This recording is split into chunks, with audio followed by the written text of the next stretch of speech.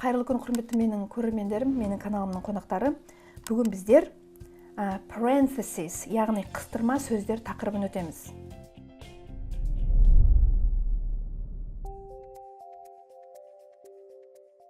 Яғни қыстырма сөздер дегеніміз не? Әр тілде де қыстырма сөздер бар. Қазақша Википедиядағы қыстырма сөздің ережесі мынандай екен. Қыстырма сөз сөйлеушінің не жазушының айтылған ойға әртүрлі көзқарасын, сезімін білдіретін моральдық мәні бар сөздер. Қыстырма сөз бір сөзден де, бірнеше сөзден де тұратыны белгілі дейді. Яғни қыстырма сөздер сөйлемнің мүшелерін, немесе тіпті кейде күрделі сөйлемнің құрамындағы жай сөйлемдерді де бір-бірімен тегіс, жатық байланыстыру үшін керек. Бүгін біз солардың біразына тоқтала кетейік. Яғни бірінші қыстырма сөзіміз in my opinion. Меніңше, менің ойымша. Мысал үшін, in my opinion, he will finish this job before the schedule. In my opinion, he will finish this job before the schedule degенде айтылатыны бар бұл сөздің. Яғни қалай аударылады? Меніңше, ол бұл жұмысты кестеден бұрын бітіреді. Келесі сөзіміз to tell the truth. Шындығында, шындығын айтса, шындығын айтсам, шындығын айтсақ деген сөз. Мысал үшін, to tell the truth, I just didn't want to come to the party. That is why did not pick up the phone. Didn't pick up the phone. Қалай аударылады? Шынын айтсам, менің тойға келген жоқ, сондықтан да телефонды көтермедім деген сөз. I think немесе I believe. Екеуінде қолдануға болады. Мен, сосын қазақ тілінде сөз кетеді, деп ойлаймын деген тәртіппен тұрады. Яғни, ағылшын тілінде былай болады.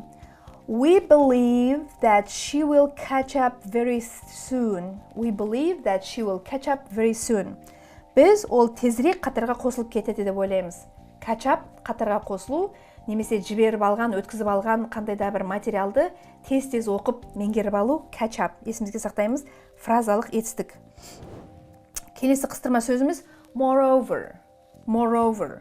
Сонымен қатар, оның үстіне деп аударылады. Яғни, moreover, you have to pay the tutorial money before the start of the courses.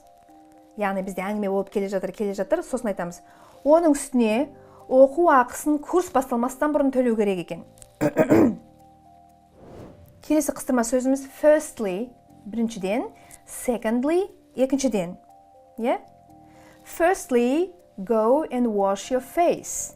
Secondly, come down and then we can talk. Біріншіден, бетіңді жуып кел. Екіншіден, сабаңа түс, сосын біз сөйлесеміз. Келесі қыстырма сөзіміз in order to.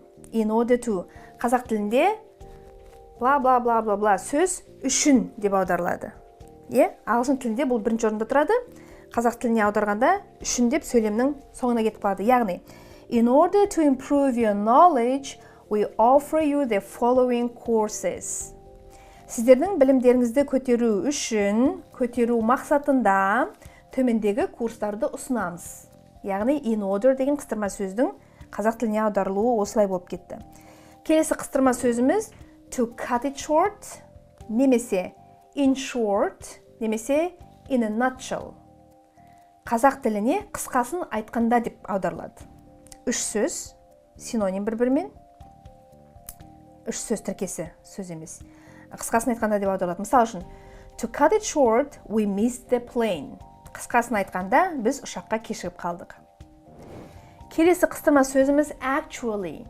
Actually, жалпы айтқанда, шынын айтқанда, күнбе-күн сөйлесу тілінде әрберден соң деп те аударуға болады. Мысал үшін, actually, we came here an hour ago, but nobody met us.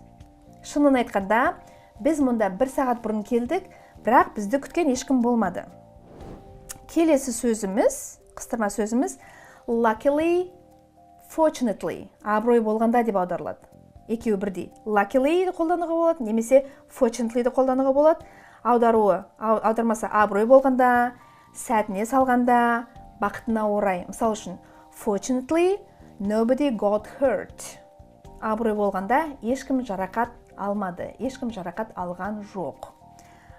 Бүгінгі сабақтың ең соңғы қыстырма сөзіміз unfortunately. Жаңа fortunately деген сөзіміз абырой болғанда, сәтіне салғанда десек, unfortunately өкінішке қарай деп аударылады. Өкінішке қарай, яғни unfortunately he postponed the meeting. He postponed the meeting. Өкінішке қарай ол жиналысты кейінге қалдырды. Postpone қандай да бір іс-шараны кейінге қалдыру.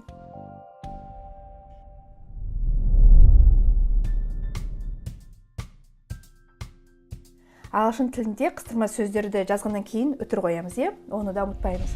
Сонымен қыстырма сөздерге арналған бүгінгі біздің тақырыбымыз тамам. Әлі де қыстырма сөз туралы ақпарат белгілеріңіз келсе, пікір қалдырыңыз, жазыңыз. Мен біраз топтама жинақтап алып, сіздерге осылай түсіндіремін. Сонымен келесі кездескенше сау болыңыздар.